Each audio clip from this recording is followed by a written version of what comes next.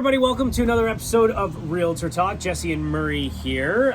You know what? Last episode we were outside, so why not do another one outside? There you right? go. Today's got a really great episode today. We're actually going to take you inside. You know, we got tired of Zooms. We'll go back to Zooms. But it's nice to take you guys inside because as Murray and I have always said since day one, we are here as your reliable source of home ownership. And there's so many things that you need to look into and think about when you're making that offer and finding that ultimate home sweet home. So Chad Petru is here today. He's going to show us everything when it comes to electrical. There's a lot of different age homes here in Winnipeg, and we are not the experts. Yeah, there's lots of different wiring. We're not going to pretend to be the experts, so we want to bring in experts here to help you kind of learn a little bit more about electrical, whether you are about to make an offer, whether you're in the inspection process, or if you're doing renos to your home, whether it's kitchen, bathrooms, basements, all that other stuff. That's coming up in just a little bit there. Murray? Today, special. you know, Meat we sweats. got Meat sweats. our local spotlight we got going on. I went to Miller's Meats. I got some beef jerky. I got Jesse a bag of meat. Where's the bag of meat? He's got some other meat in there. So we got some sausage, some beef jerky, some stuff that we could easily do and not do that. So this is awesome. So Miller Meats. Can I cheers you first so I can eat sure. this while you're talking? There you go. Well, I get to talk. Now He gets to eat.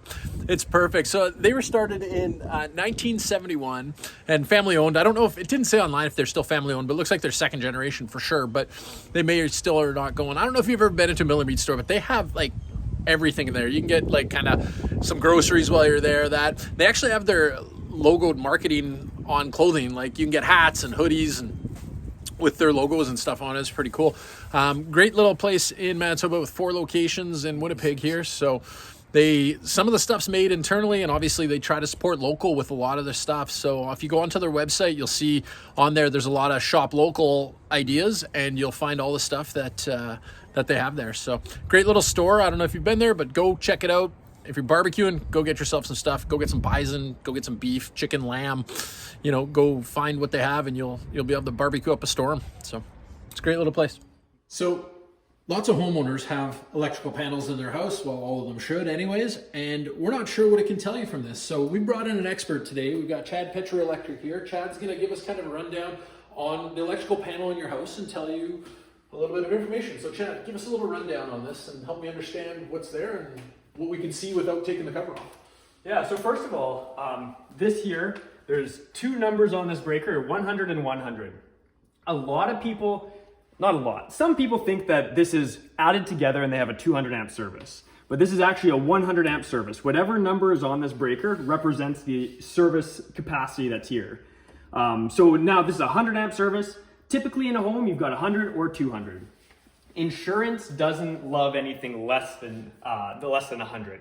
There are some older homes that have 60, 70 even. Yep. You'll usually see a fuse disconnect, and if that doesn't mean anything to you, it doesn't matter because this situation doesn't have that. But if it's less than 100, insurance companies can come down on you and say, we want to upgrade that. Okay.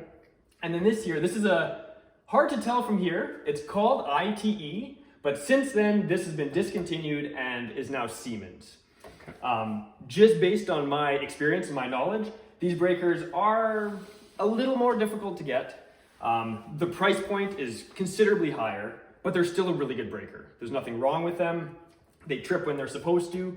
The biggest issue with the ITE blue line panel is that you can't get 50 amp or bigger. So if you're looking at doing a hot tub at 60 amps, you cannot do that off of this service. We've run into a few issues there. Typically for a standard home, it's not a big deal. So would they even be able to add a sub panel then, or no? No, because the sub panel would need to have a capacity of 60 or more, which means you need a bigger breaker in here still. Okay. A lot of hot tubs you can get 50 or 40 as well. Okay. But yeah, and then just kind of looking to see nothing's really labeled. That's typical. If it is labeled, often it's labeled incorrectly, so it doesn't really matter. But like that is a downfall that you have no information. Oh, sorry. Here's the panel cover that swings open. So there is some labeling here, which is nice. Is it all 100%? Probably not. But it does give you a bit of an idea. So if you do see any breakers off or anything, you could always look at the panel schedule to kind of see like, why is that off? Is it a spare spot? Another thing to look at is that this has this much space in here still. Okay. So some panels have breakers all the way through, and you know you can't add much to it. Okay. Then you really need the sub panel. You don't necessarily need more power, you just need more space. Okay. So really looking at this here, this isn't always the best indicator. In this type of panel, this tells you how many spaces you have left. Some panels are deceiving, and it's hard to tell how much you have left without taking the panel cover off. Okay, that's fair. Shall we dive into this? Sure.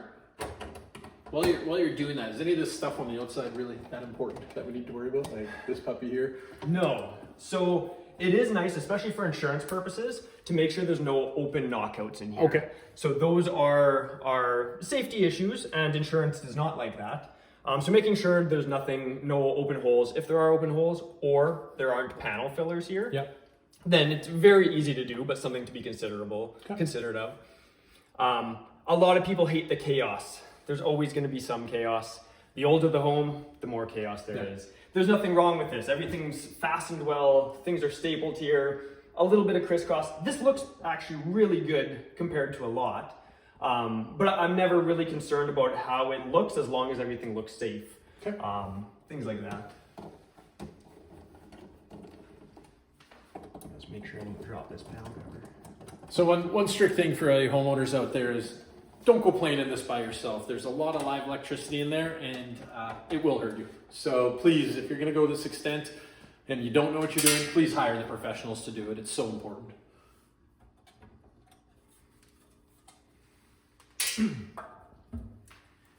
Okay, so now looking in here, you can kind of see, so I can't touch anything in there without getting electrocuted, but you can see that there's open spaces here.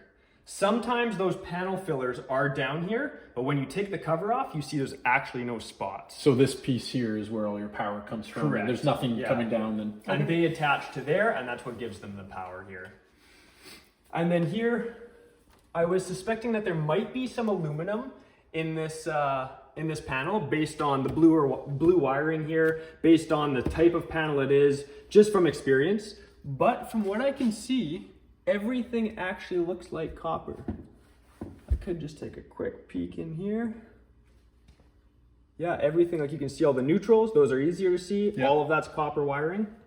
So that's really good news.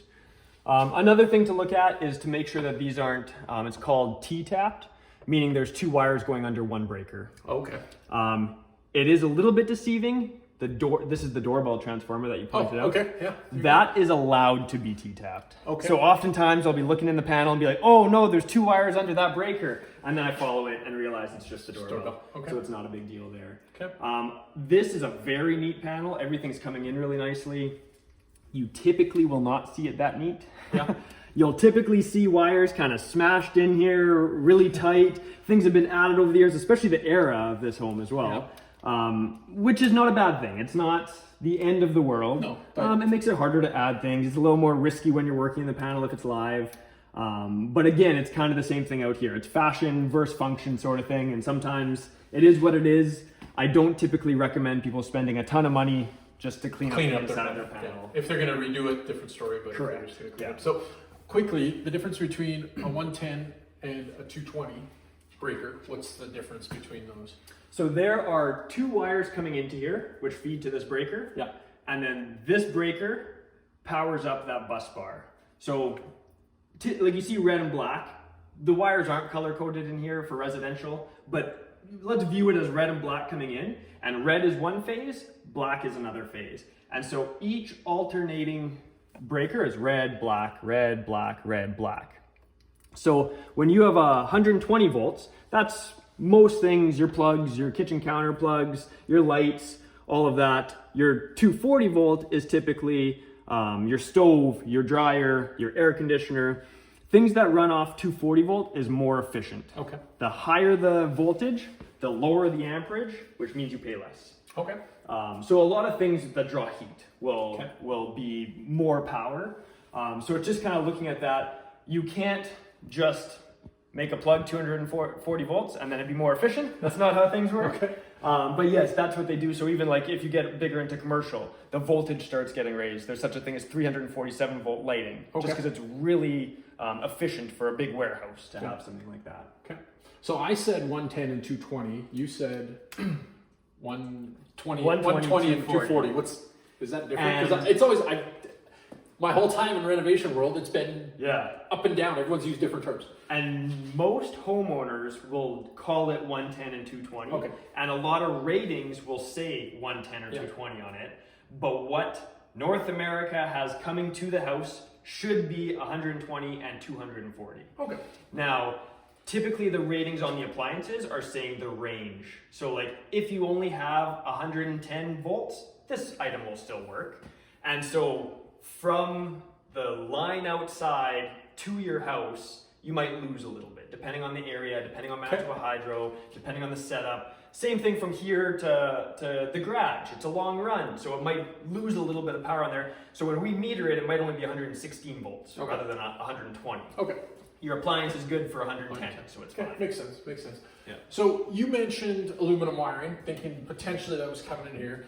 Let's tell our viewers, what's aluminum wiring and why is it seen as a bad thing these days? Yes. So aluminum wiring is a cheaper metal, which is why they used it for so long, because it's cheaper to use.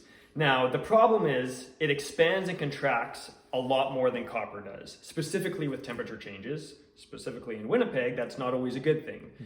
Now, a lot of these, there was a span from in the 70s. I think it was like early 70s, 72-ish to 78, 79, 80 even, where they used aluminum, and then they stopped. And I think they stopped because they realized it's a cheaper metal.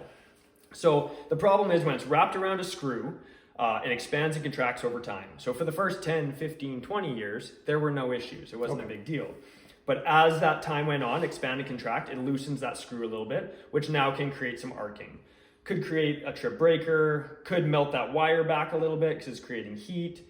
And it's not rated for, that device is not rated for aluminum because we've learned so much about this since.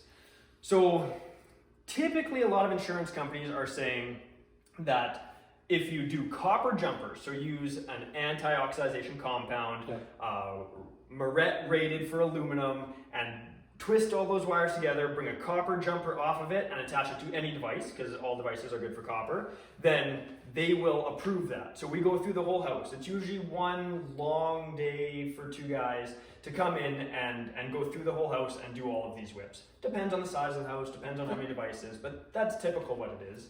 And then we go through all that, and then we sign a letter saying that we've done that, we've inspected everything, and then they can get insurance. The biggest thing I always say though is talk to your insurance company.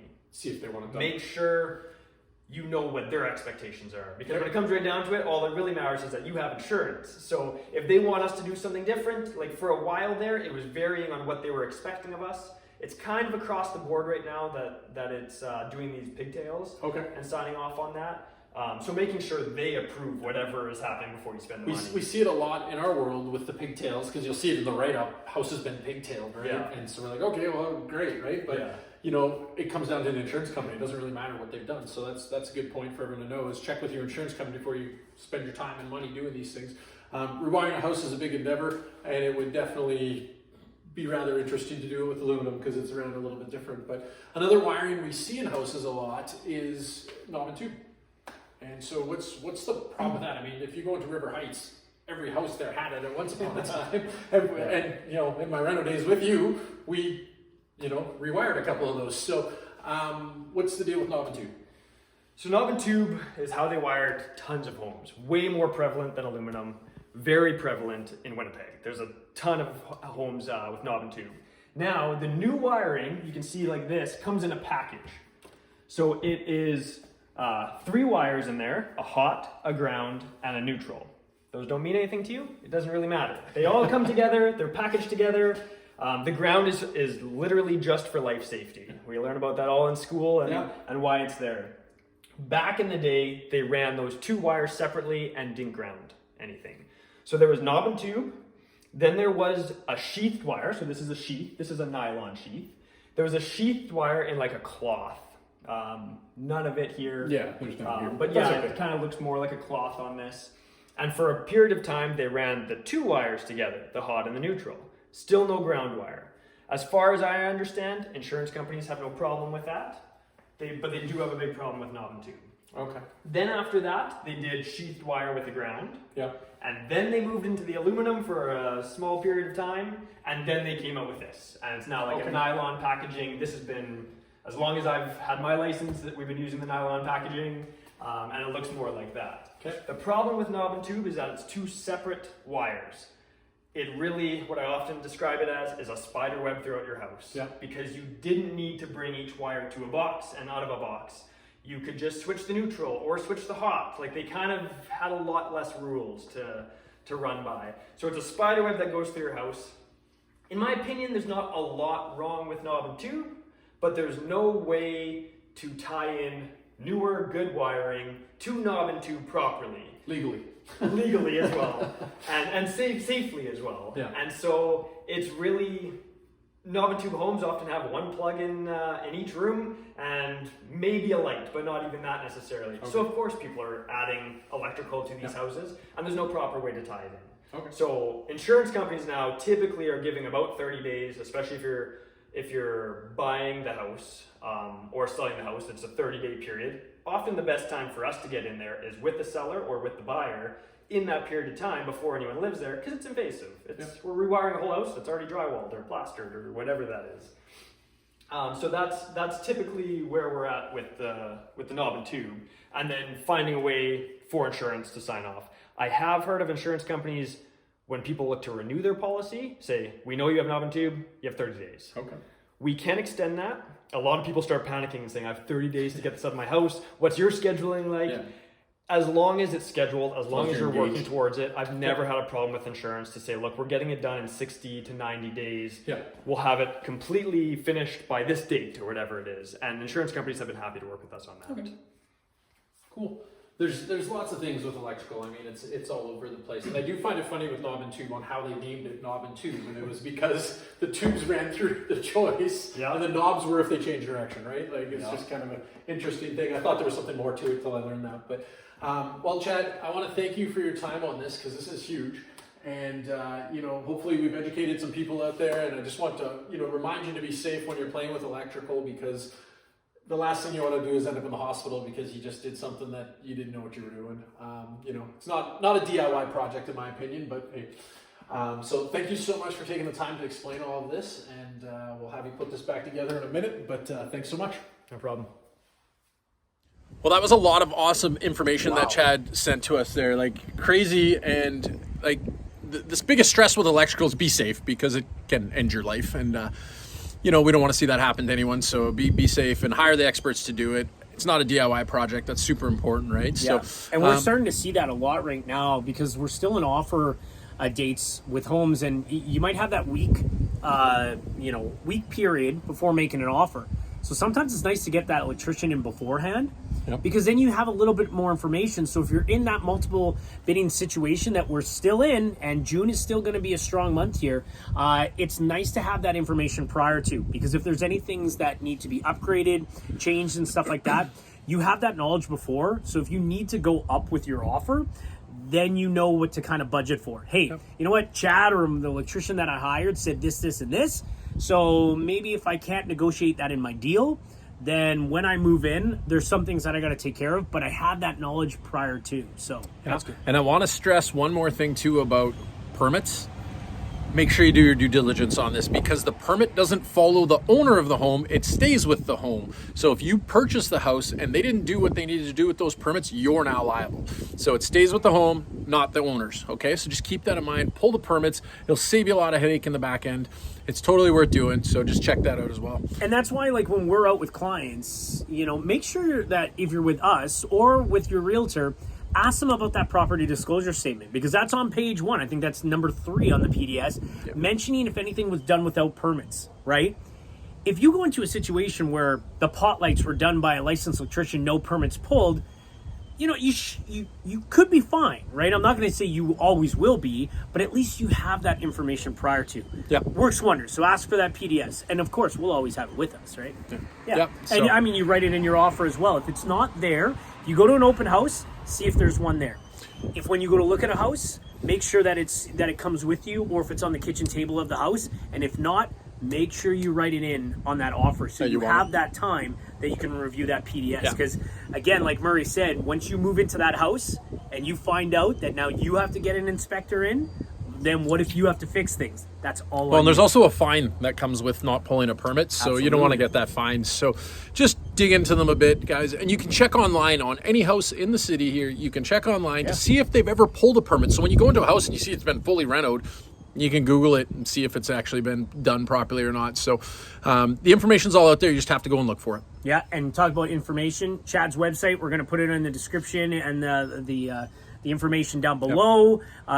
So definitely, if you ever have any questions, ask us, ask Chad. It's always right to check with the professionals. I agree, 100%.